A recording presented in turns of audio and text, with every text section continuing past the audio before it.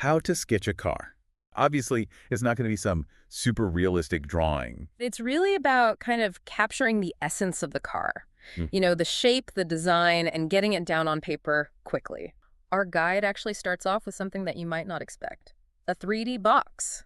Think of it like this. You're laying the foundation. You're establishing the perspective. You know how you're viewing the car in space and you're nailing down those proportions right from the start? I see. So everything stays balanced. It's like the blueprint for your design. Okay, and the guide also mentions using a three-point perspective. Is three-point different? Yeah, so two-point perspective, that's great for representing objects at eye level. Right. But when you're designing a car, a lot of times you're looking down at it. Oh, that makes sense.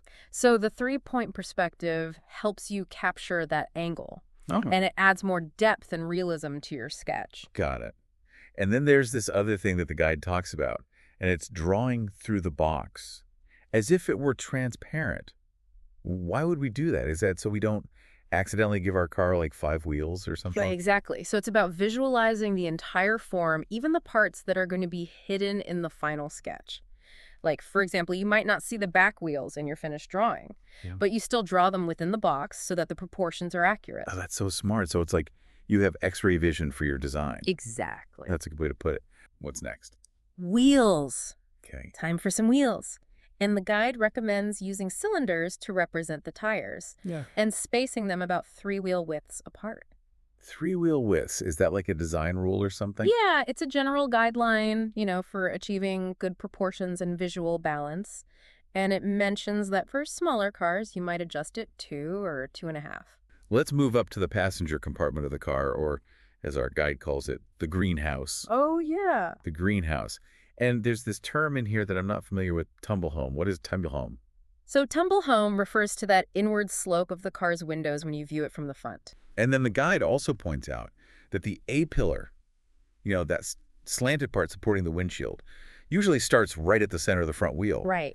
Okay, so we've laid the groundwork, we've got our box, we've got our wheels, we've got our greenhouse. Now we get to the exciting part. Yeah. Refining those proportions and adding all the detail. Bringing it to life. Yes. Well, you've got to think about the headlights. Are they going to be sleek and futuristic or rugged and off-road inspired? Oh, yeah. Good point. And then there's the grille, the shape of the side windows. All these elements give your car personality. And the guide emphasizes using bold shading Okay. and varied line weight to make those details pop. The guide even mentions drawing from your arm and not just your wrist. Right. What's the reason for that? Well, it allows for smoother, more fluid lines, which is really important when you're sketching curves and contours. So we've got our 3D box, our wheels, our greenhouse, and now we're bringing in all the details.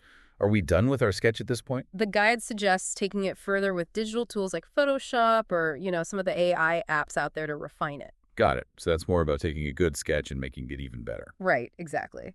So digital tools can be great for experimenting with colors and textures and even different design elements. But the heart of the design is what you've created on paper. Well, this has been a fascinating deep dive. And now, dear listener, we have a question for you to ponder. What is it? What kind of car would you design for yourself? Would it be a sleek sports car, a rugged off-roader, or something completely unique? Think about the features, the style, the purpose.